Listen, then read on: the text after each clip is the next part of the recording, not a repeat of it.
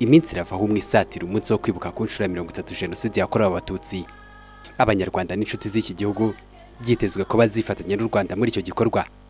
Mu bategerejwe harimo itsinda rigomba koherezwa na Perezida wa Leta Zunze za Amerika Bwana Joseph Robinette Biden Jr. Itangazo ryashyizwe ku biro bye ryerekana ko yamaze gushyiraho itsinda rizamuhagararira muri icyo gikorwa.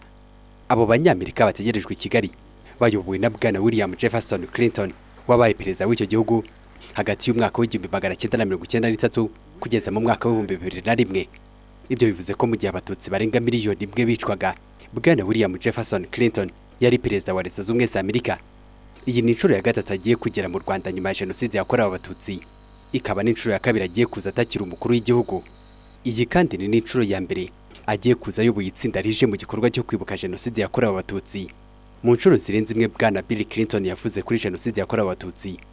Mu mwaka w'1998 ku nshuro ya mbere yari akandagiye mu Rwanda, aho yaje akiri perezida wa Leta Zunze za Amerika, yemeje ko yibona mu bantu batereranye u Rwanda. Families murdered in their homes, people hunted down as they fled by soldiers and militia through farmland. Imiryango yicirwaga mu ngo zabo, abahungiraga mu mirima n'amashyamba bagahigwa nk'inyamaswa.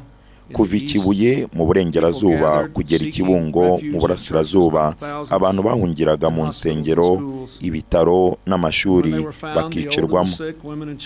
Bicwaga kubera ko bari bafite indangamuntu zanditsemo ko ari abatutsi gusa. Imiryango mpuzamahanga ndetse n'ibihugu byo ku mugabane wa Afurika bagomba kumva uruhare bafite muri aya mateka. Ntitwihutiye gutabara, ntitwakabaye twaremeye ko inkambi z'impunzi zihinduka aho kwicira abantu. Ntitwihutiye kandi kuvuga iki cyaha mu izina ryacyo, jenoside. Ntitwahindura amateka, ariko dushobora gukora ibishoboka byose kugira ngo tubafashe kubaka ahazaza hanyu ntacyo mwikanga. We cannot change the past, but we can and must do everything in our power to help you build a future without fear. Nyuma yo kuva ku butegetsi, Bwana Bill Clinton yagarutse i Kigali muri 2012. Icyo gihe nibwo yeruye akavuga ko yicuza ko atakoresheje ububasha yari afite ngo atabara abatutsi bicwaga. Ibyo yanabisubiyemo mu mwaka wa 2014. Mu Rwanda iyo twihutira gutabara twashoboraga gukiza nka 1/3 cy'abishwe. Wibuke ko bishwe mu gihe gito, bicishijwe imihoro mu minsi 90 gusa.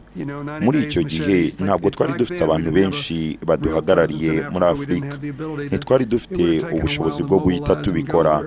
Byari gufata umwanya wo gutegura uburyo bwo kujyayo. Iyo twohereza nk'ibihumbi 10 cyangwa 20 by'abasirikare, twari gutabara nk'abantu 300,000. Ibi nzahora mbyicuza. Kuri inshuro ya gatatu ategerejwe i Kigali, n'ubwa mbere azaba yitabiriye igikorwa cyo kwibuka jenoside yakorewe abatutsi bishwe mu gihe yari afite ububasha bwo kubatabara. Icyakora muri 2014 yabwiye televiziyo y'abanyamerika yitwa CNBC ko izo ntege nke yagize mu gutabara abatutsi bishwaga muri jenoside ziri mu byatumye mu mwaka wa 2001 ashinga umuryango witiriye izina rye, Clinton Foundation, ukaba ugamije gushakira ibisubizo ibibazo byugarije isi. David Nzabonimpa, TV 10.